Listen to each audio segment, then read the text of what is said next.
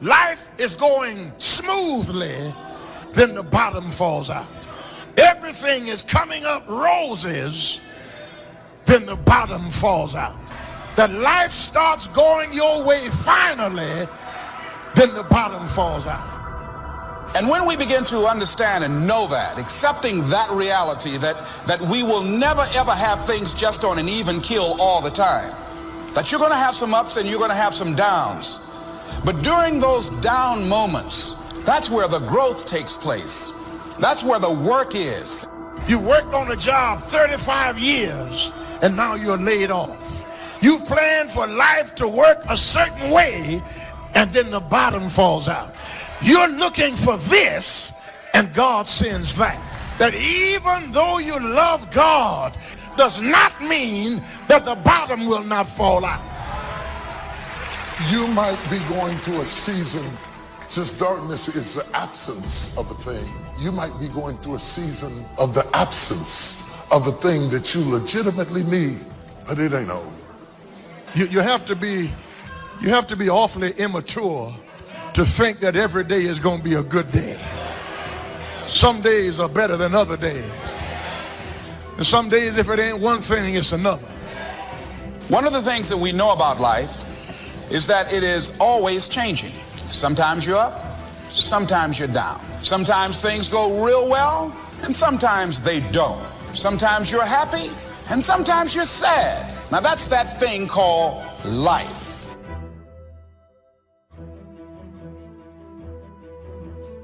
You may have to function for a while without the absence of the thing you adore. But it's not over. It's just that God has created the treasures of darkness. And in order to create the treasures of darkness, he has to take away light so that he can incubate what he's about to do in your life.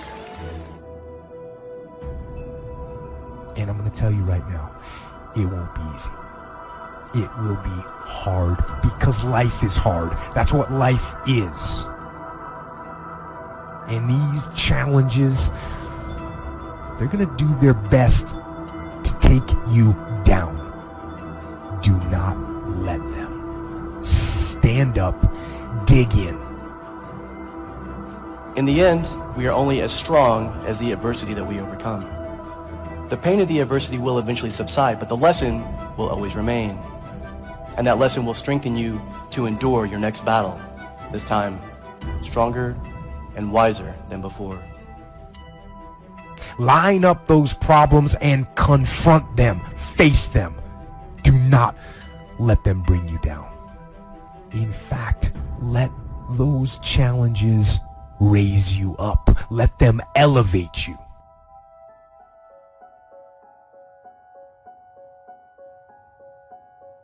What do you do when you tried and failed and you want to quit and you want to give up? Because trying again means hurting again, means risking again, means believing again, means hoping again. Sometimes you can be blessed and be unhappy. Because even though things are going right, they're not going according to what you had believed and expected, and you know that something is missing out of your life. What do you do when something is missing out of your life and the things that replaced it do not compensate for what you lost? I've always been told how average I can be. Always been criticized about being average. But I want to tell you something. I stand here before you, not listening to those words, but telling myself every single day to shoot for the stars, to be the best that I can be. Good enough isn't good enough if it can be better, and better isn't good enough if it can be best. Turn your wounds into wisdom. You will be wounded many times in your life. You'll make mistakes. Some people will call them failures. But I have learned that failure is really God's way of saying, excuse me, you're moving in the wrong direction. Other than death, all failure is psychological. Other than death, all failure is psychological. Think about that. If you aren't dead, then it's just psychological. It does not mean that you won't lose some battles, because you will. We all will. But it does mean that as long as you don't surrender, as long as you don't give up, as long as you don't quit, then you haven't failed. It just means you've made a temporary tactical retreat, a brief withdrawal, so that you can regroup and reattack. If you get beat, unless you're dead, you are not defeated. And you have not failed. What you've done is you've learned. You've gained experience. And you're still alive. So get up and go get after it. We all live in this bubble. What you got to do to get the life that God wants you to have, you got to put more air in your bubble. You got to blow your bubble up. Expand yourself. Take yourself out your comfort zone. Put some more air in your bubble. If you stay in your comfort zone, that's where you will fail. You will fail in your comfort zone. Success is not a comfortable procedure. It is a very uncomfortable thing to attempt. So you got to get comfortable being uncomfortable if you ever want to be successful. People say you have to have a lot of passion for what you're doing, and it's totally true. And the reason is because it's so hard that if you don't, any rational person would give up.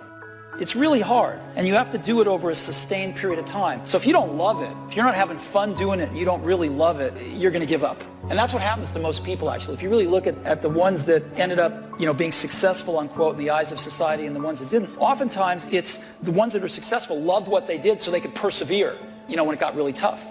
And the ones that didn't love it quit. So it's a lot of hard work, and it's a lot of worrying constantly. If you don't love it, you're going to fail. So you got to love it. You got to have passion. If you think ordinary's cool, ain't no problem. It's some really wonderful ordinary people. But if you are sitting in this room and you have extraordinary aspirations, then you're going to have to do extra. You put extra on top of ordinary and you come up with extraordinary. It's no other way. But here's the fact. All of you have extraordinary capabilities. All of you. You have to decide if you are willing to do the things to put you in that category. Rich people don't sleep 8 hours a day. That's a third of your life. He who loves to sleep and the folding of hands, poverty will set upon you like a thief in the night. You don't have to live worried, focused on the problems, wondering why it happened. You know a secret. You have favor in the storm. You know what was meant for harm, he's turning to your advantage. Here's the key. The enemy wouldn't be fighting you if you weren't a threat. Oh, get ready. Favor is about to turn things around. Favor is about to catapult you to a new level. Favor is not going to keep you from the storm, but favor will bring you out of the storm. We don't understand everything that happens. Sometimes life is not fair, but you have to trust that God knows what he's doing. This thing called life. You just don't know what the next moment will bring. But here's what I do know, and I want you to know. You have comeback power. When something happens to you, don't buy into what has happened to you. Buy into, I'm getting up out of here. I'm going to change this situation. This does not work for me, and I don't have the luxury of being depressed and angry. I need to clear my head. This is no time to do something stupid, like hurt yourself. No. So get serious about your goals, business goals, financial independence goals, family goals. I mean, there's so many things to work on this. But if you don't get busy and work on it, sure enough, the time will pass. And sure enough, 5 years from now, you'll wind up where you don't want to be, wearing what you don't want to wear, driving what you don't want to drive, being what you don't want to be. Now's the time to fix it.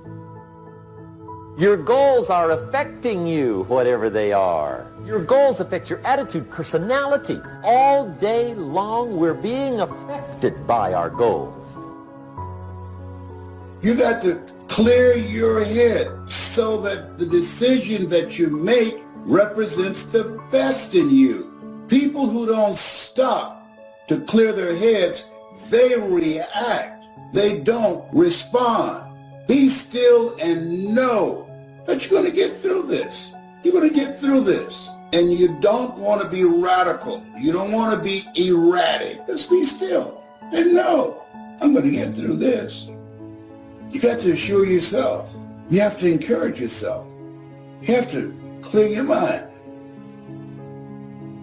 Your better future is a dream. Where do you want to go? What do you want to do? What do you want to be? What do you want to see? You've got to dream dreams. Without dreams and visions, people perish. You've got to have something to go for. Take the crumbs from starving soldiers, they won't die. Take the bread from hungry children, they won't cry. But without dreams, we all will die. You've got to dream. Don't lose your dreams.